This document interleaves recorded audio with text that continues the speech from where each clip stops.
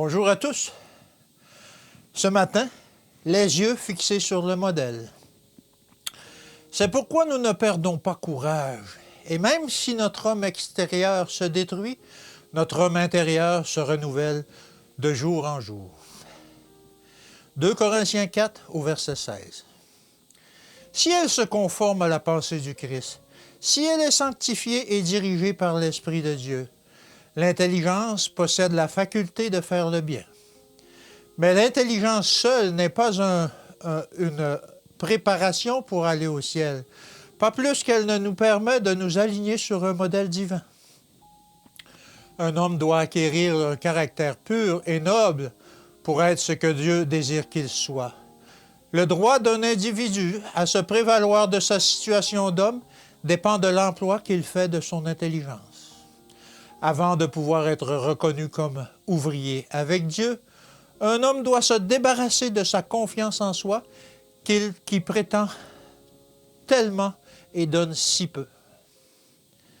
Lorsqu'il travaille pour le salut des âmes, les êtres humains n'ont pas le droit de penser qu'il y a une limite aux efforts qu'ils doivent entreprendre pour faire connaître la volonté et l'amour de Dieu. Le Christ s'est-il jamais lassé de son œuvre de salut? A-t-il jamais reculé devant l'abnégation et le sacrifice de sa personne?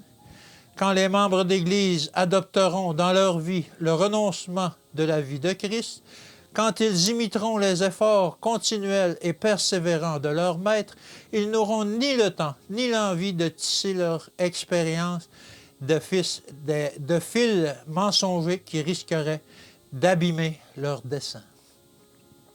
Nous devons veiller, travailler et prier sans jamais nous lasser, sans jamais nous laisser dominer par notre moi. Pardon.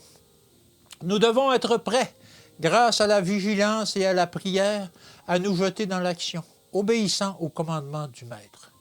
Chaque fois que nous voyons un travail en souffrance, nous devons nous en charger et le faire en regardant constamment à Jésus. Pour l'amour du Christ, veillez et priez. Et au cours de l'année qui vient de commencer, efforcez-vous de ne pas prononcer de paroles dures.